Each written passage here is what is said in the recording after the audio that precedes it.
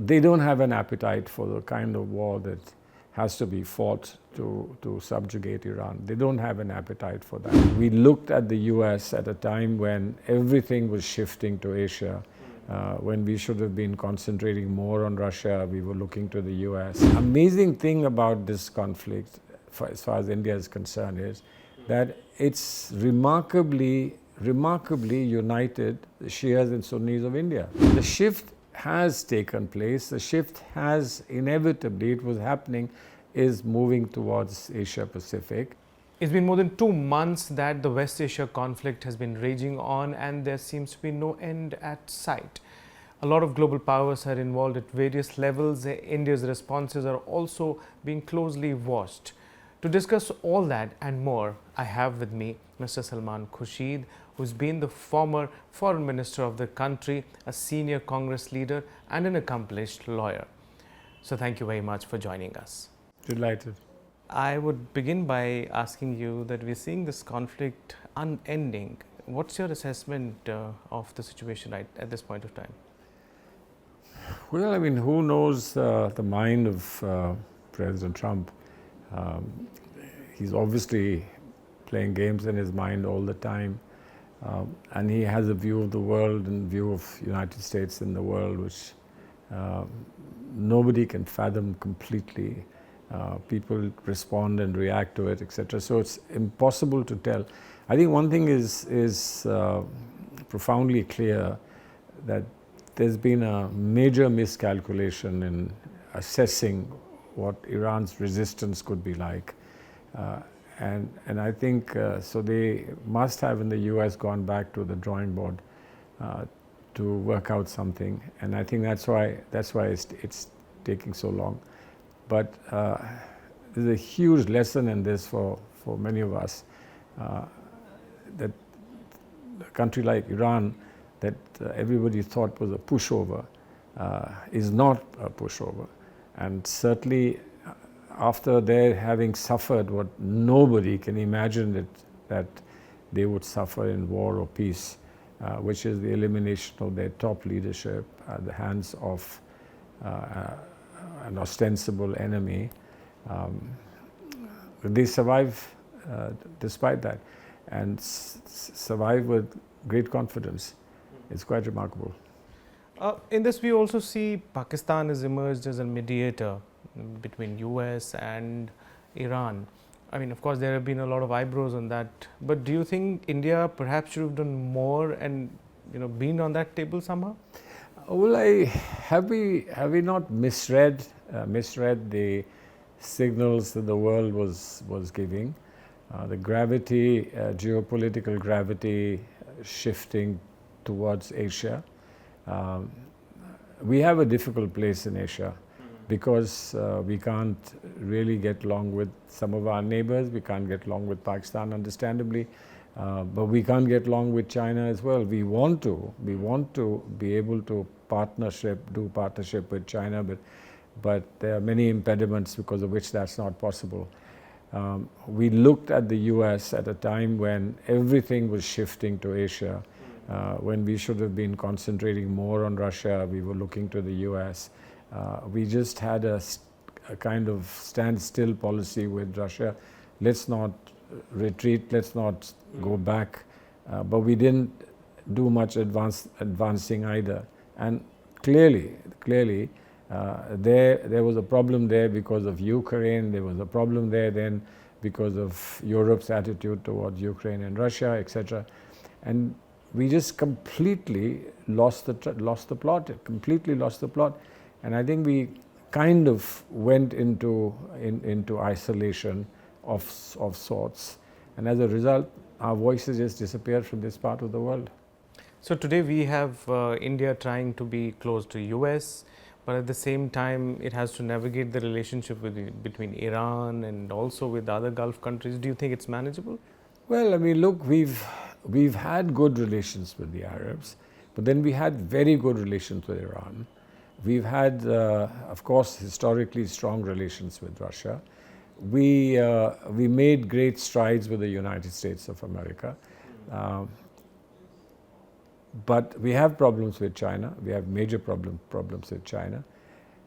We could have done without problems in our neighborhood, which unfortunately we've not been able to handle. Iran, I think, was a sad sort of loss to our idea of what we could do. We were also completely unable to react to what was happening in Gaza.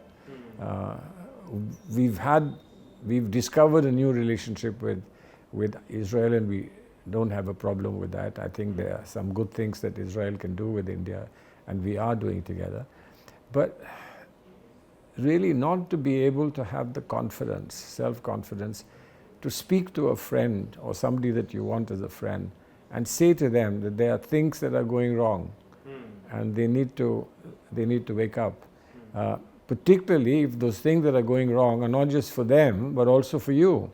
Now, if something was going wrong in Europe because of what was happening in Ukraine, we couldn't speak to Russia about it. We couldn't figure out how we could find a path for Russia, for instance. Here, when we see that things were going to go wrong with Iran and the United States, we couldn't speak to the United States. We couldn't speak to Iran either. Now, if you can't speak to friends, what are friends for? This is a question that really worries me constantly. What are we friends for if we can't speak to them? So, going forward, what should India's approach be? If you were part of the policy making, what do you think we should have done differently? Well, I believe that it has a lot to do with what the government wants to project at home. What is the story you want to tell at home? And the story that you want to tell at home will be heard elsewhere in the world as well. I mean, you can't really bifurcate things in a manner that you do something at home and you do something abroad. It's not possible. There may be some levels on which you can pull it off because of India's importance as a market, as India's importance as an emerging economic power. There are some levels on which you can pull it off. But is that sustainable? Will it last? I mean, today, for instance, where do we stand vis-a-vis the Arab world and Iran? Now, amazing thing about this conflict, as far as India is concerned, is that it's remarkably united the Shias and Sunnis of India, which is completely amazing for people who would have thought that it would go the other way around, but it hasn't gone that way around. So, what does that mean? Is the Indian public smarter than the Indian government? Is the Indian public able to figure out these things and work out the best path forward? Then, unfortunately, the experts sitting in the government can't. Well, you also mentioned Russia, China. In the context of West Asia, how important are these two factors? Well, they're very important because if you want to do something, you've got to have some muscle behind you. You can't just go in yourself. Now, Russia and China have been very careful about not getting closely engaged and involved in whatever is happening. But we know that there are a myriad ways in which Russia and China can influence people, influence countries, and influence outcomes. We are not part of that. Russia is a very good friend of ours, and yet we are not part of what Russia is able to do. We are certainly not part of what China is able to do, and a lot that China has done, particularly during Operation Sindoor, is very adverse to our interests and our safety concerns and so on. But forget all that, forget all the problems. Are we talking to them? Is anyone talking to Russia? Is anyone talking to China, particularly keeping all this in mind? And should they not be concerned about what happens between BRICS and Quad? Where are we in BRICS? We're getting isolated in BRICS.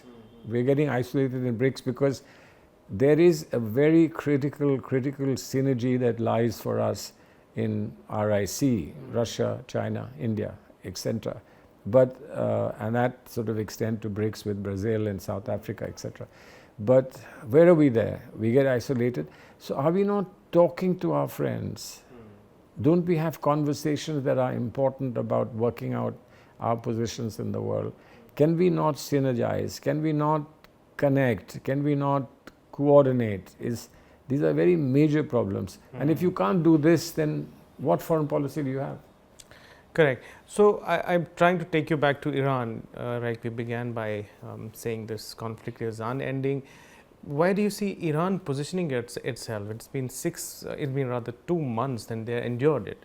Do you think they were initially misunderstood? See, they were very.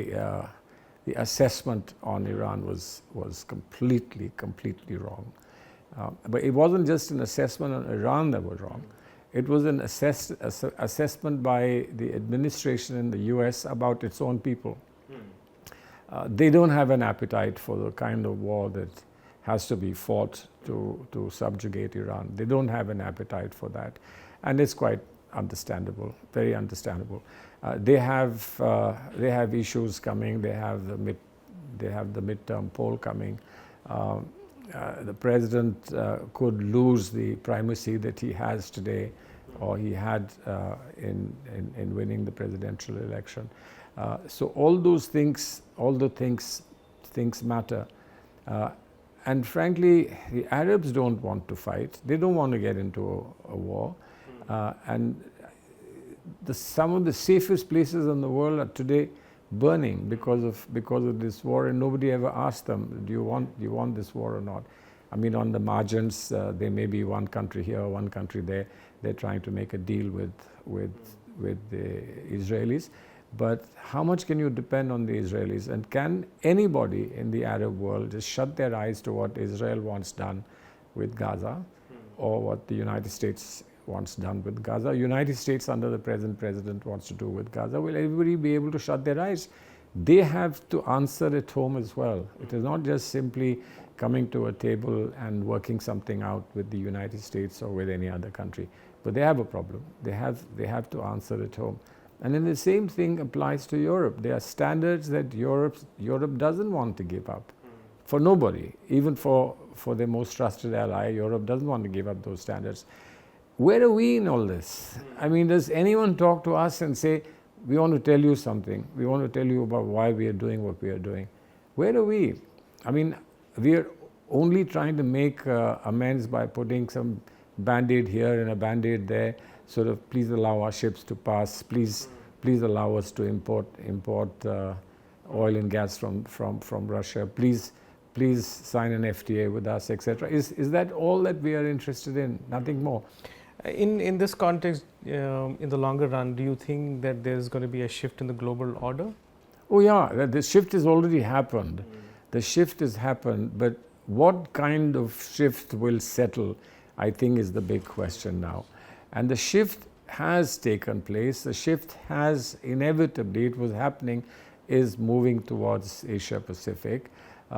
What is the role that we can play in Asia Pacific, and with Asia being important, is the big question. And that role can really be substantiated fully only if we've got a working relationship with China.